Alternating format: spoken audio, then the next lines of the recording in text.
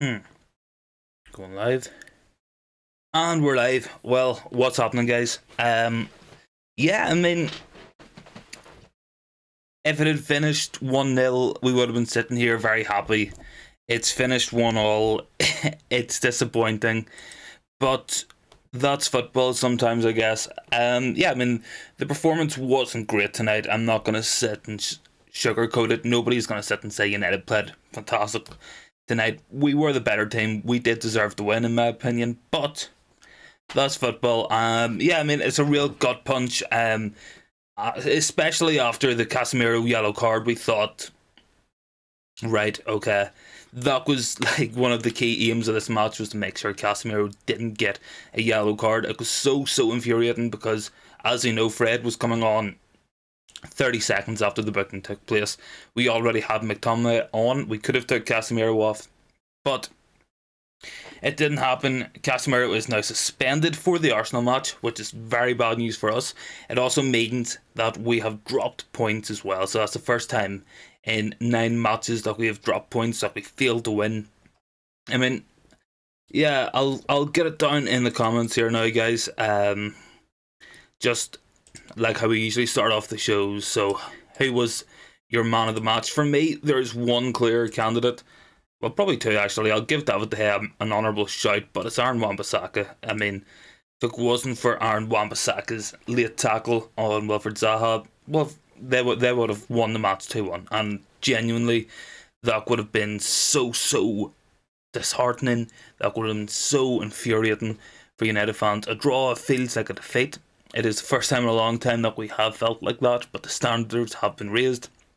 And I saw a good take. If we drew against Man City and we won against Crystal Palace tonight, people would have said that was good. But to win against City, to draw against Palace, just wasn't good enough. There was contentious decisions, of course. I feel like the referee wasn't exactly on our side. Scott McTominay denied a stone wall penalty, in my opinion.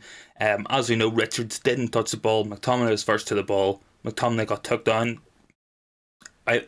I'm genuinely going to be curious if there's going to be a media circus around this penalty call for the next 4 days, just like there has been around the Rashford goal. Let's see what happens there. But yeah, I mean, it can happen in football sometimes. You can't win every match. It is very disappointing, very disheartening to be sitting here with a 1-all draw with Casemiro suspended for the weekend. So that will have a big impact on what we do at the weekend, in my opinion. I think before we would have tried to play Arsenal at their own game. I feel like we're going to go with McFred, McTominay, put Eriksen in there, Bruno on the right wing. We're going to go more defensive and we're going to try hit them on the break. I feel like that is the natural progression of where we're going to have to take the team. So a couple of comments again to hear from earlier. So silly points dropped, but halfway through the season, we're further along than I thought we would be. Played some great stuff in the game today. Need to be far more accurate in the final third. Joe, I completely agree with that. I think it's a case that we looked blunt in the final third. We didn't look sharp. We weren't cutting through Crystal Palace. I was actually saying a couple of times and thinking through the match, we keep looking for longer passes in behind, and that ball just was never on. There was just never the space to find Rashford or Anthony in behind. That just wasn't an avenue for success in this match. Overall, I think, I think tonight highlighted our need for a different type of midfielder. Probably someone who can take the ball, dribble with it a bit, operate in tight spaces, doesn't need a lot of space to operate. Bit of a dribbler, a bit of a Frankie de Jong type signing, if we're being honest with ourselves. But it is what it is. United do need to strengthen. We know this already. So another comment in there. So Anthony, shocking tonight. I thought slowed the play down too much with the ball rolls. Talking back to your captain like that won't go unnoticed. Drop for Sunday. Joe, it's a fair assessment. I don't think Anthony had a great match tonight. I think just having a quick drink there, but I think one of the issues with Anthony is his lack of directness. We see this in Garnacho's play. Garnacho and Anthony would be similar in terms of their overall pace, but Garnacho is straight running at defenders. Anthony wants to hold the ball up. He wants to try dribble past players. Garnacho much more interested in bolting on, heading the byline, getting crosses in, getting shots in, and different tools for different jobs. Certainly in my case, I don't think they are overly comparable, even though they play in similar positions. I think when Jadon Sancho comes back into this team, we could be looking at something interesting. Definitely for me, could be something very interesting with Sancho coming back. If he comes back, hits the form of like Aaron Wan-Bissaka or Marcus Rashford or Luke Shaw, what Eric Tenhag has managed to get out of those guys, United could be well stacked in those forward areas. I actually thought Weghorst had a very good match today, so we will get into that there just a little bit later. But who was your man of the match? Was it Aaron Wan-Bissaka? Because for me, without Wan-Bissaka, we lost that game. Especially that last tackle on Wilfred Zaha. Zaha even said so in the in his press conference. He even said that when he saw it was Aaron Wan-Bissaka, he just knew he was going to get slide tackled and the ball was going to be won. So what a turnaround for Wan-Bissaka. If we can see something similar in Jadon Sancho, who is back in training today, back in full training with Manchester United, if we can get that out of Jadon Sancho, what an end to the season we could be on for, and it'll be very interesting to see what we do on Sunday against Arsenal at the Emirates. I think that's going to be a massive test.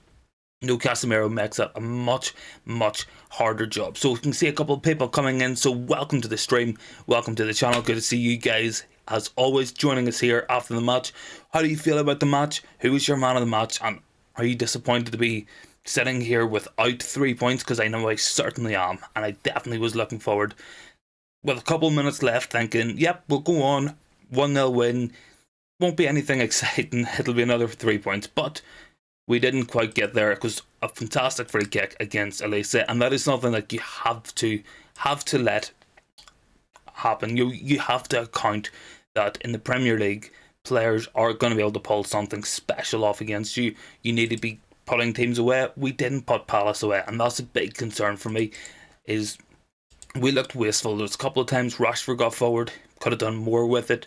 There was a great chance for Casemiro, came off his thigh. Of course, McTominay should have had a penalty. United had many chances. We should have won that match. We can see that reflected in the stats for this game. So I'll just pull the stats up here now so you guys can have a look as well. So as we can see, 1 goal each, obviously, so 15 shots for United to 10 to Palace, 4 on target. United had 61% possession, a lot more of the ball and a lot more passes. But what I want to draw your attention to is the XG. Of course, XG, not everybody's favourite statistic, but as we know, it can be useful in seeing how good the quality chances are that you've created. So United 1.66 XG to 1.55 for Palace. United should have had nearly 2 goals. United should have scored twice. The penalty would have brought us that second goal and the win. New comment in there, Aaron Wan-Bissaka's improved form potentially hindering Anthony. The low partnership suits Anthony better due to Dalot being a better underlap runner. Aaron Wan-Bissaka prefers the overlap, which closes Anthony's space on the touchline. Joel, it's a very good tactical piece of analysis there from you, Sean. Joel, I do agree with that there. I think Dalot is better than Aaron Wan-Bissaka. I think he's better for the team. Wan-Bissaka's come in as a deputy. He's come in and done a very good job, and that is something to be commended. But I think Diogo Dalot's overall game, his passing ability, his ability to create, go invert and make overlapping and underlapping runs, it's just so important to how he functioned on that right hand side. And we need a more balanced attack. It'll get the most out of the likes of Weghorst and Rashford if we have more balance in our attack. But going back to United missed opportunities, 1.66 XG, so we should have scored 2 goals realistically if we were clinical. The first goal, very good for me. Rashford setting up Eriksen with the assist. What I think is very important about that goal, it's Weghorst taking defenders away, leaving space for Bruno to get in behind. It actually reminded me a lot of a Manchester City goal, those cutbacks that they typically have scored for many seasons, where players seem to have all the time in the world on the edge of the box to pick their spot and find the back of the net. And that's a positive for me. That is something that I want to see us incorporate more, but I want to see us switch it up more as well. We've seen Weghorst look very good with a header narrowly over the bar. We should have got more crosses in. United couldn't play through the middle of Crystal Palace. It was too compact in front of that back four. Decore doing a very good job. Will Hughes was very destructive as well in there. United should have switched it up. went through the fullbacks with the likes of Luke Shaw and as well Anthony on that other side, tried to hit the big man because we didn't quite do it enough, and a different option could have yielded different results. And it's good to have as many options as we can for Manchester United for the rest of the season. So let's just hope that against Arsenal we look for Weghorst, we pick him out, and we do the bits against Arsenal at the Emirates. So overall, I mean, it's gut punching results. So I'm going to get a question down in the comments, guys. So this is the big talking point for United fans. This is what we are all talking about. Should Man United have been given a penalty on Scott McTominay? What do you guys think? So I think it's very easy, and it could be true, to sit and overanalyze what happened at the weekend with Rashford's offside goal. He didn't touch the ball and Bruno scored. That has been brought through the press so much that it almost felt like a decision was going to go against Man United tonight. And we didn't know what it would be, but we just felt that something was going to go against us, because that's typically how referees work in this country. If they make a mistake, they just don't give the next decision. Now McCabe's 200% stonewall penalty. Joe, absolutely, mate. Absolutely. Like, I think what the frustrating thing about that is, if it was at the other end, if Edouard or Decore was bursting into our penalty box and Lisandro Martinez brought them down like that, that's a penalty for Crystal Palace. You know, there is no doubt in my mind, and it should have been a penalty for United, absolutely. And that would have been 2-0, hopefully, that would have seen the game out, but not to be. These are the fine margins that go against you, and in my opinion, this is why we are in a top 4 race, not a title race. Top title competing teams would have seen that game out, they would have got that second goal, they would have won that match for me, and that's where we're lacking. It's just that final bit of quality, that final bit of control in the game. When we lost control of the game, we didn't look strong enough, we didn't look like we were going to see the match out. Just weren't good enough in that second half for me, and it is kind of worrying for me, because that is the second match in a row where we started off the half pretty poorly. We were very poor against City at the start of the second half, conceded the first goal, and then tonight obviously we came out at half time. Crystal Palace got back into the game, we lost control, they got the equaliser, and they could have won it. So for me it was a penalty, but more concerns for United. Definitely things we need to work on, things we need to improve, and I think if we are to improve, we need to strengthen that midfield. I think Christian Eriksen and Bruno Fernandes are two fantastic players, but they're very similar. A different type of profile could have been very useful tonight in tighter spaces. Someone to pick up the ball, dribble with it a bit, create space. Somebody like Frankie de Jong maybe, and Enzo Lefebvre as well if you wanted to go a little bit more obscure. Not Enzo Fernandez for once on the channel here, but yeah, I mean, somebody with a bit more technical quality.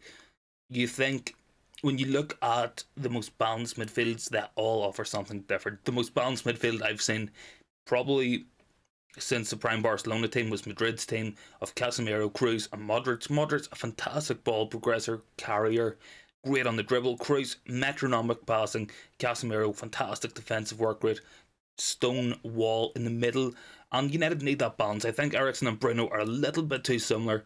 I think we can see what Fred offers when he comes on, that he can offer something different, but Fred doesn't have the quality that Manchester United need in a starter for me. So that is my take on that. So just a couple of quotes coming up for you guys that I will pull here now. So just let me fire up Twitter just for the official quotes from Erik Ten Hag, because they are released of course right now. So as always, internet is slow on the streams. It's guaranteed. So yeah, just whilst we wait here for this to load, I do think United need more midfield signings. I think Scott McTominay coming on didn't help us. I don't think McTominay is United quality. I don't think Fred is. I think Fred has attributes that are very useful for a squad player, but I think United need that little something different in midfield for me. So a couple of quotes coming here from Erik ten Hag for you guys. So we have to invest more to get that second goal, and then we're not in the situation that a lucky moment cost you 2 points. We were 1-0 up in the second half. We had a lot of space to kill them and go for the second. I never really saw that we went for the second goal. Erik ten Hag is a very honest man. He knows what he wants in his team. He has a clear idea, and that wasn't it. He wants control over the game, control over the ball. United should have killed that game, and a title competing team, if they were in United's situation, they wouldn't have conceded the goal. Even if they only won 1-0, that is something that title winning teams do, and I don't think United are there yet, but nobody expected us to be. United are ahead of schedule, in my opinion. So get those comments in down below, guys. Let me know what you think about the match tonight. Should United have had a penalty? Who was your man of the match as well? For me, gotta be Wan-Bissaka. So a couple more quotes coming out. So David De Gea says, I was pleased with my save in the first half. I thought it was over me, so when I touched it with my fingers and we scored a few minutes later, it was a great feeling. The feeling at the end was not so good because we lost the lead and we didn't win. So it's hard, it's disheartening, but what we need is to go again. And it will be difficult at the Emirates, don't get me wrong, going up against Arsenal, bang in form, no Casemiro, it will be difficult. But who knows what can happen. United beat Arsenal at Old Trafford without Casemiro. Maybe we can do a similar job on them at the Emirates. Different team, of course, in different form, but anything can happen in football, as we well know. So, a few more quotes coming from Ten Hag. The players have to make sure that they're ready for the game against Arsenal, a top team and fantastic to be involved in. We are looking forward now, and we need to be convinced we can win it. Do you know what? It's a mentality thing. United need to turn up at the Emirates. Same mentality that we had against City, that we could get a result. A few more comments coming in there. So, Sean Forsyth, United drawing and Leeds winning on the same night. A mixed night for Lisbon and Manchester. Yeah, mate. I mean, Leeds not doing bad. I mean, Wilfred Gnonto looks like an absolute baller. He looks so good at just 19, really beyond his years. So, gonna change this up here now, guys. So, time for the player ratings for the match. So, I have it up in front of me now. So, let me get through these. So, in goal, David De Gea, I'm going to give him an 8 out of 10. Very, very good saves. He was commanding, but as always, distribution lacking, and I think that could have helped United a bit in this match. Wan-Bissaka, going to get an 8. He was absolutely fantastic. My man of the match, he shut down Wilfried Zaha, who primarily played on the right-hand side during this match because of how good Wan-Bissaka was, and that last minute tackle was so crucial. Going to give the rest of the defence all 7s. I think Varane, Lisandro Martinez and Luke Shaw, they all held on to the ball well. They didn't concede a lot of chances, and Palace weren't carving us open. They got a fantastic goal, but that can happen whenever you're up against Premier League players. They genuinely are top level performers, and especially Elise, he has that in his locker. He can just pull out a 20-25 yard screamer. He just has that ability in him, and it can happen. Moving into midfield, this is where it starts to get a bit lower. So all 6s for me. Casemiro, Eriksen, Bruno, all give the ball away far too much for me. I think Bruno was probably the weakest out of the 3. I give him a 6 because he scored the goal, but overall we didn't hold control of the ball or control of the game, and that's so important. When you have the control and you're running and dictating the game, that is how you win the match of football, and United just didn't have that control. That's why the game got away from us. Moving into that midfield, the forward line, yeah, I mean, this isn't good. Rashford's going to get a 5, and that's mostly for his involvement with the first goal, setting up Eriksen. He was very disappointing, a bit selfish as well at times. I don't mind it, and it's great when it works out. And if Rashford scored tonight from being selfish, we would be saying it's good that he's being selfish and looking after himself, looking after goals. But he does need to contribute more in this match to the rest of the team, and he will need to have a very good match against Arsenal, especially with Casemiro's suspension. We need to be able to hit Arsenal on the break now. Rashford will be so important in that match. Going to give Anthony a 5, a little bit a little bit lenient for me, Jod. I'm sure Sean's sitting there thinking 1 out of 10, but I'm going to give him a 5. It's below average, not good enough for me at the minute.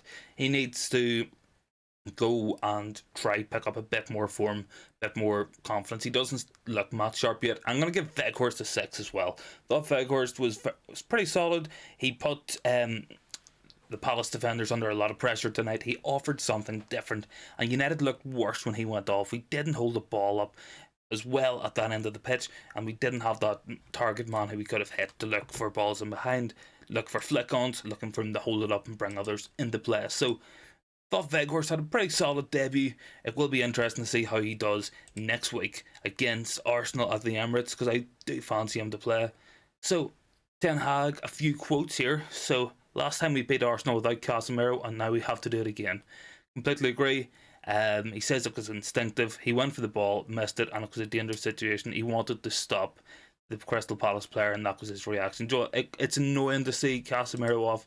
As we know, he's just been fantastic for us all season. We're so much better with him on the pitch as opposed to being off the pitch. But we're going to have a bit more grip between the teeth. Go to Arsenal. We're going to have to fight them for results. We're going to have to scrap. We're going to have to break things up. It might not be pretty from United, but hopefully it can be effective. And that's something that we have seen from Erik ten Hag. We've seen a level of pragmatism in the man's approach to the game this season. As we know, United started off very poorly. 2 defeats in a row against Brighton and Brentford. We changed it up. United went from trying to press out and play out of the back to having the lowest defensive line in the Premier League for several months. That's just a sign of pragmatism, that he isn't afraid to change it up to try and get the results that we need. So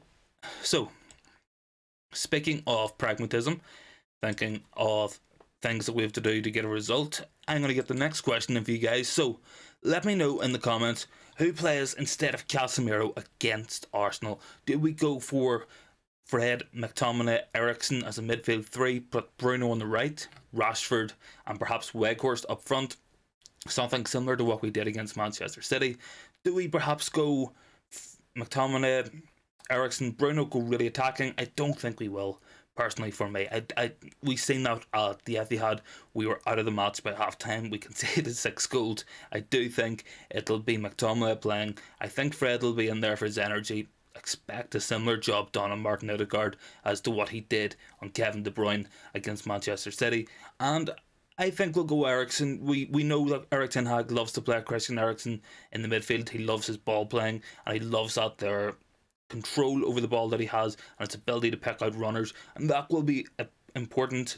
If we look at Arsenal across the season, we have Marcus Rashford coming up against Ben White, so there could be space in behind. There could be a chance to exploit that pace, and hopefully with a bit of pragmatism, we might even have to go long ball to Weghorst, but I think Man United can still get a result against Arsenal. So let me know what you think down below, guys. Who do you think plays instead of Casemiro? How do you see that Arsenal match going? And as well, don't forget to hit that sub button if you enjoy the content here on the channel and you want to join in with a fast growing interactive community here on the United Philosophy. So it's great to see more people coming in. Welcome to the stream. Get your comments in down below. Let me know what you think about the match tonight, and how do you feel about the Arsenal match on Sunday. That's going to be a big one. That's going to be a very, very important game, and United once again will have a big say in the title race this season. So get your comments in down below, guys. Let me know what you think. As always, gonna pull a couple more quotes up for you guys as well. So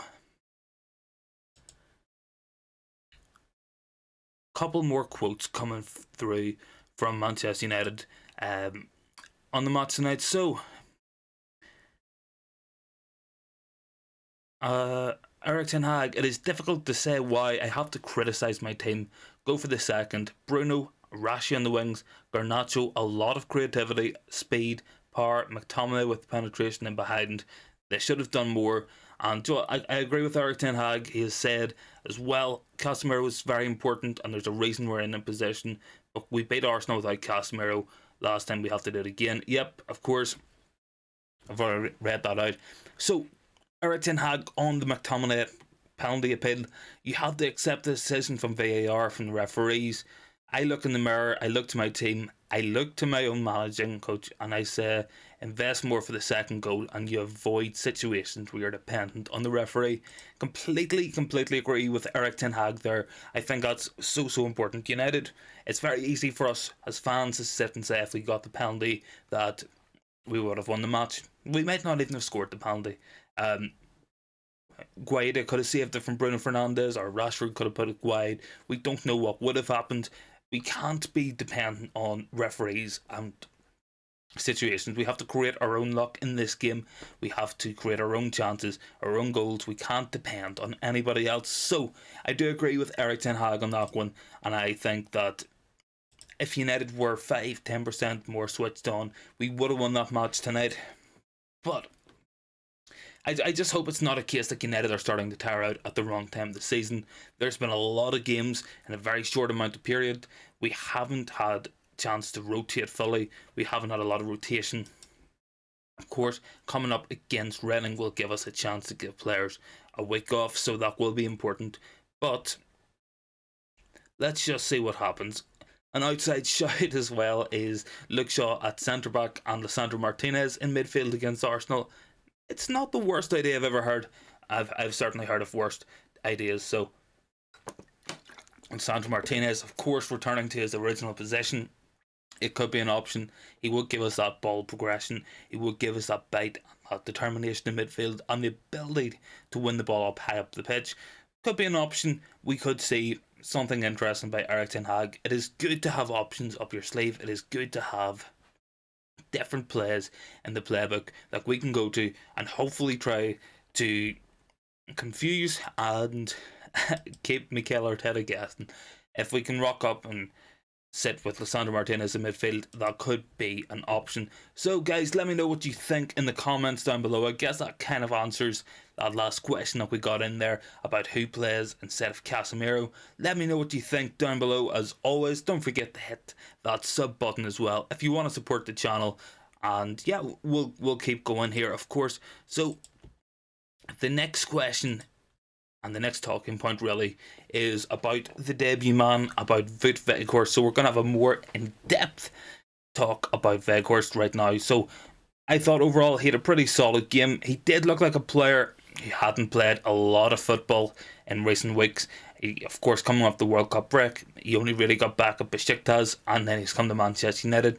It's his first game. It's his first couple of days in with the rest of his teammates. So I'm not expecting miracles from Weghorst. I think he can be a very helpful and a very useful player, a different option.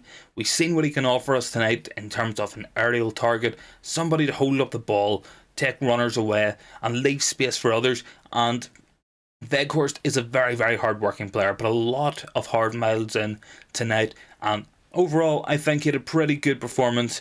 I'm not going to sit and say that Weghorst was the man of the match. I don't think he was exceptional, but certainly for me, a solid debut. And if there's more to come, that's good for me. So I'm not expecting Weghorst to be a massive part of the rest of the season.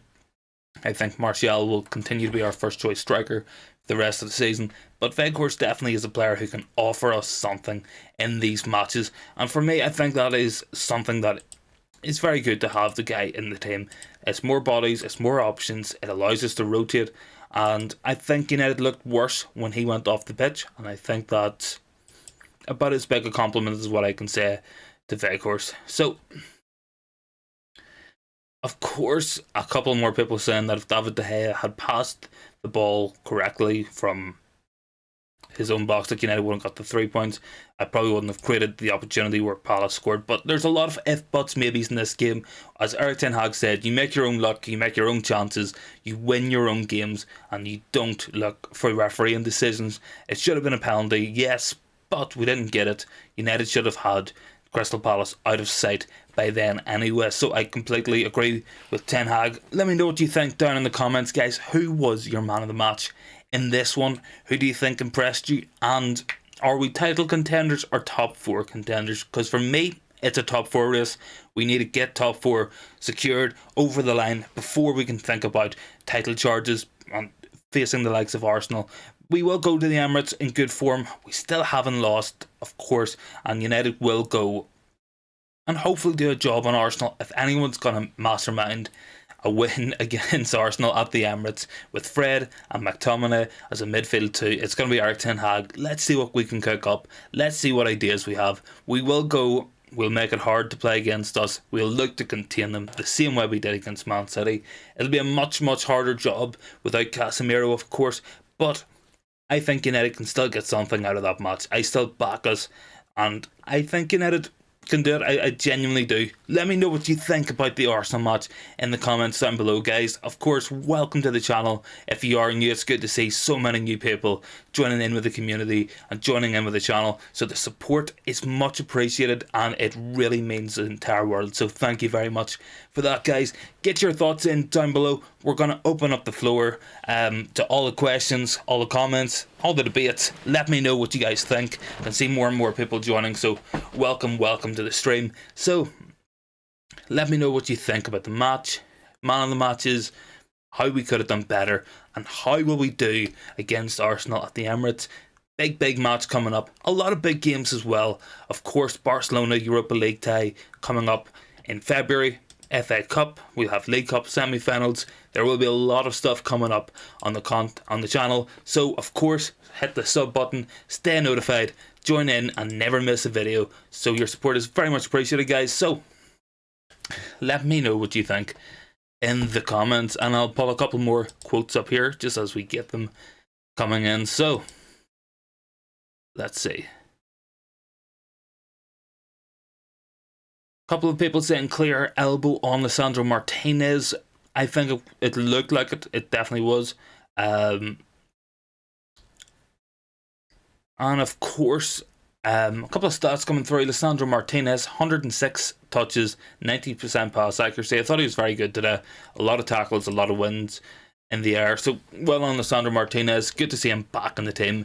Let me know what you think in the comments down below, guys. What do you think of Lisandro Martinez and his performance tonight? Of course, he did get cut by Manutd's elbow. It looked a little bit naughty. I'm not going to say it was deliberate, but I think he knew what he was doing. And yeah, I mean, let me know what you think in the comments down below. Can United go on and challenge for the league? Is it a bit too early? I think it's too early. I think we are getting a little bit ahead of ourselves. I think we are in very, very good form, but I don't think United are going to be competing for the league. So, of course, the league table, currently United in third place, having played the same amount of games as Newcastle and Manchester City.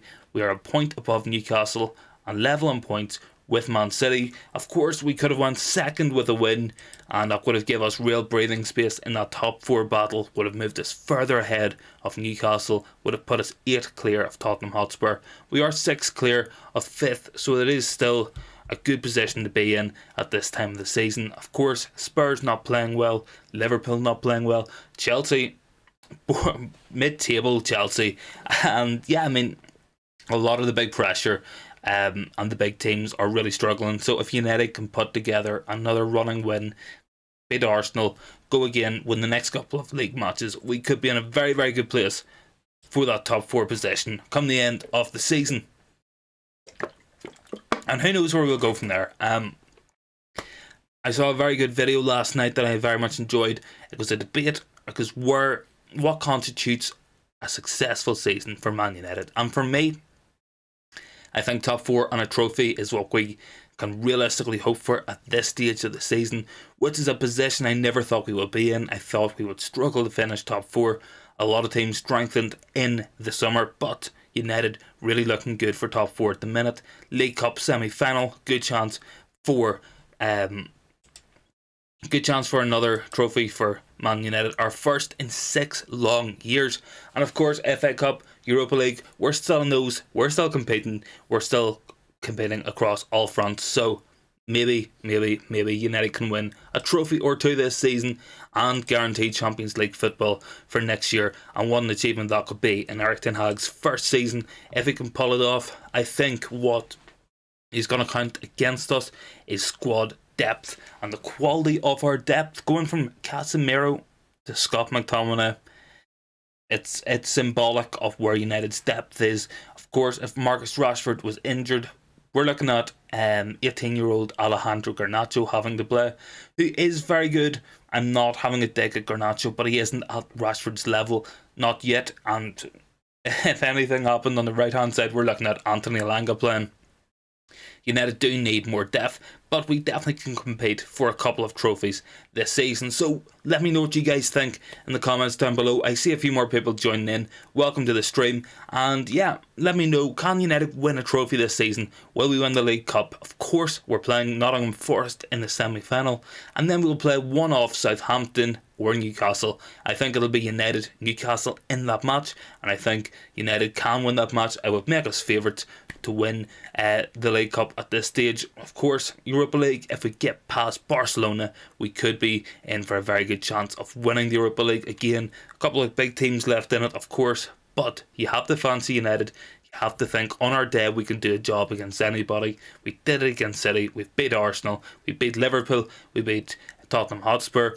Of course, we should have beat Chelsea and we should have beaten Newcastle. United are in fantastic form this season, especially in the big games, and who knows where the season could take us. We could genuinely win 2 or 3 trophies this year. So, new comment coming in from Orbs. What place do you think Man United will place in the Prem? It's a hard prediction. I think a top 4 space is completely within the realms of possibility. I make us favourites for it. I think, if I had to predict at the minute, I think 3rd place would probably be whereabouts we end up. I think in around 3rd, I think we'll be better than Newcastle, who could potentially drop out depending on injuries. And I don't know if we'll finish above Man City this season, especially not dropping points against Crystal Palace. That was a game we had to win if we wanted to move up that league table. Of course, a win would have took us 2nd. We didn't get the 3 points, but a big match against Arsenal on Sunday. Let's put it right. Let's go for another win. Let's beat Arsenal on Sunday. And if United come out of this week with 7 points out of 9 against Crystal Palace, Man City and Arsenal, that's a great week.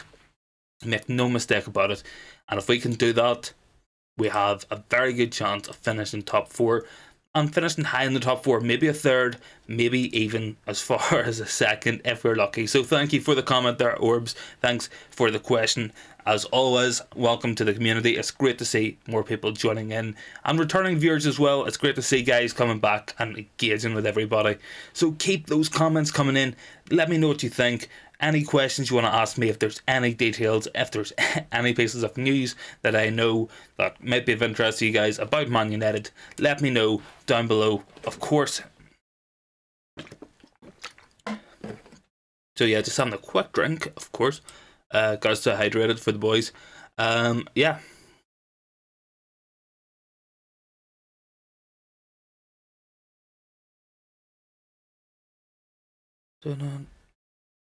So, a couple of pointers and moments of interest really would be the Garnacho contract situation. So Alejandro Garnacho has agreed a new contract with Man United that will run until 2029 with a year to extend if the club want to. So that's good to see Garnacho agreeing a new deal for only 30,000 as well.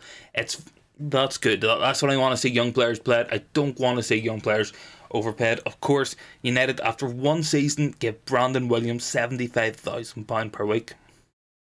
I mean, if that doesn't speak volumes as to how the club has been run and who's been running it, I don't know what will, because in no way is Brandon Williams worth over twice what Garnacho is worth in terms of a weekly contract. So I think that's a good wage. It's good to have Garnacho tied down, and it's good to see United working through those contracts. Luke Shaw up next, Diogo Dalot, David De Gea, and Marcus Rashford, and Fred as well, all in talks for new contracts. So there's a bit of news coming through for you guys tonight. So of course, just remember where you heard it first, and as always, don't forget to hit that sub button if you guys do enjoy the content and you want to join in with a fast growing community who are always very interactive and have a lot of things to say. Yeah, so a couple more quotes coming through from you guys. Let me just read them out as they come. So the players have to make sure that they're ready for the game against Arsenal. It'll be a tough game and fantastic to be involved in.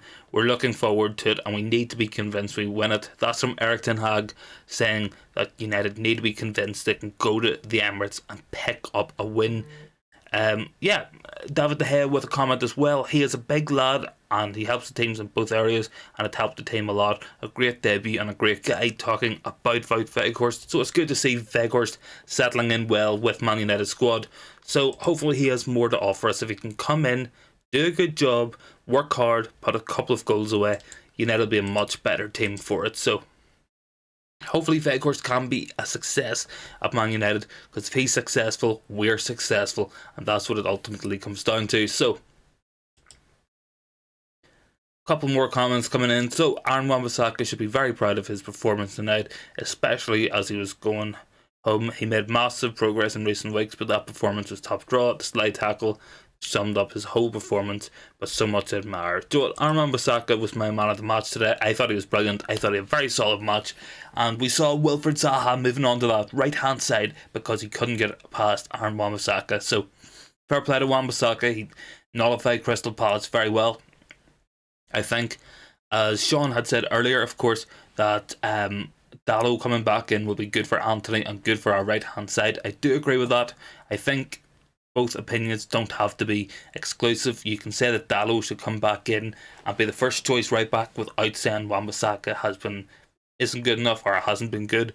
So I do agree with that comment from earlier, and I think it's important to bring it up, because whenever Dalot is in the team, he makes us function better. His passing is better. He's better in terms of coming inside, picking out players, and he offers something a little bit different that helps us down that right hand side. It will be good to see Jadon Sancho come in as well.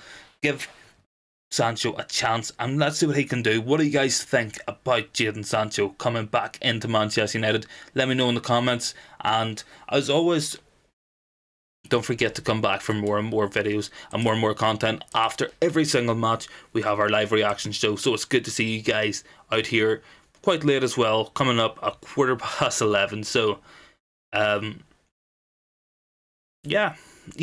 I mean, a couple of people as well online. There's a lot of talk about Man United's takeover. So I think, in the interest of news, in the interest of being up to date, let's have a quick conversation on everything that we know about the Glazers selling Man United. So, it came out yesterday that Sir Jim Ratcliffe had formally announced that he wanted to buy Manchester United and he would be placing a bid. So that is his company, Ineos, and Ineos are worth around 60 billion, so they're a very big company.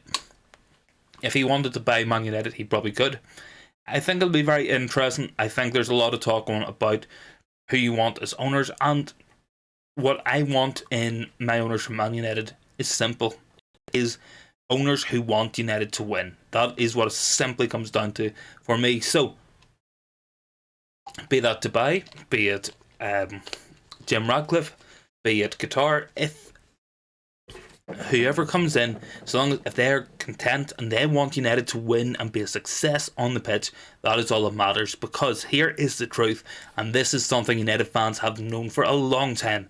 We are the biggest club in the world, and that is simple, and we have so much commercial revenue that without the Glazers' debt repayments of 200 million per year, Man United could spend that every single transfer window on top of our current budget. We could have a new stadium and we could pay for all of our own transfers. And I think that is so exciting. United without the debt will be a powerhouse.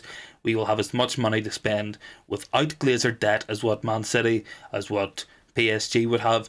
And if we invest money as well, United could be the richest club in the entire world, spend the most money every year, bring in the best talent, and ensure that we're always in the Champions League, always competing for the major honours. And yeah, I mean, if Jim Ratcliffe comes in and he's the guy who wants United to win, then I'm happy. If it's Dubai, if it's Qatar, so long as they want us to win, be successful on the pitch first, and that's the most important thing.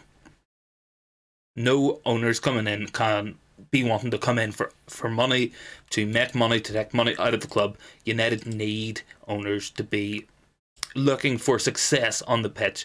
Back Eric Tenhag, keep Eric Tenhag as the manager. He is the right man. Give him the tools he needs to win at Man United, and we can be a massive threat in the years to come. So that is that little bit of news for you guys. So any more comments, get them in down below. Of course, we will be staying on here for another couple of minutes, so don't be going anywhere just yet. And yeah, let me know your thoughts on the match, on the owners, on Casemiro's suspension, and should McTominay have had a penalty? Because I think he did. I think that it was clear that Richards didn't get the ball. McTominay got the ball. McTominay got took down in the box. And if it was at the other end, that is a penalty against Man United. But it's a bump in the road, and it won't put us down. And we go again on Sunday. We go again against Arsenal, and hopefully we pick up another big win. So Bruno Fernandes says it was a tough to play here. We could even have lost. We're not happy with the draw. We should have taken our chances, but it was a great goal at the end. We go again against Arsenal. So I'm absolutely I'm absolutely in agreement with that. So I look forward to the match against Arsenal. I'm sure all you guys look forward to it as well. It will be a big match. It'll be a very interesting match. No Casemiro probably makes us underdogs, makes Arsenal favourites. But let's go there. Let's put a beating on them. Let's beat them for the second time this season. And let's just see what happens for the rest of the season. It will be interesting. It'll be exciting. And I just hope Man United can pick up another big 3 points. See off the likes of Spurs for that top 4 position. Make sure we are in the top 4 by the end of the year. And if we're going to go on a title charge, make sure it comes after we get into the top 4. So that's the most important thing for me, is getting Champions League football for next season. It is unfortunate. I want to sit here and tell you guys that I want us competing for the league. I want us competing for the Champions League. But making sure you're in the Champions League is so important when you're talking about going and signing players. When you're looking to bring in the likes of Frankie de Jong, of Enzo Fernandez, Jude Bellingham, Victor Osimhen, Dusan Vlahovic, maybe even Harry Kane. We don't bring in any of those players without top 4, and if we do get Champions League, we can have a very, very exciting summer with new owners and owners who are going to buy into Erik ten Hag's vision, give him what he needs, give him who he wants, and United will be even better next season. We are only 6 months into this rebuild, only 6 months into the turnaround, so let's see what happens. Of course, a lot of football still to be played this season. Anything can happen, so it will be very exciting. And make sure you catch it all on the United Philosophy. We are live after every single match. We have previews before every match, every bit of breaking news shared here on the channel. So don't forget to hit that sub button if you guys want to join the community and be part of an ever-growing, ever-interactive community here on the channel. Thank you very much for watching, guys. I'm going to end the stream here now. My voice is going. But there will be a video up tomorrow, so look out for that dropping. And as always, guys, thank you very, very much for your support. I will see you in the next one. And let's hope that we are talking after the Arsenal match with a big, big win and 3 big points for Man United. Ooh.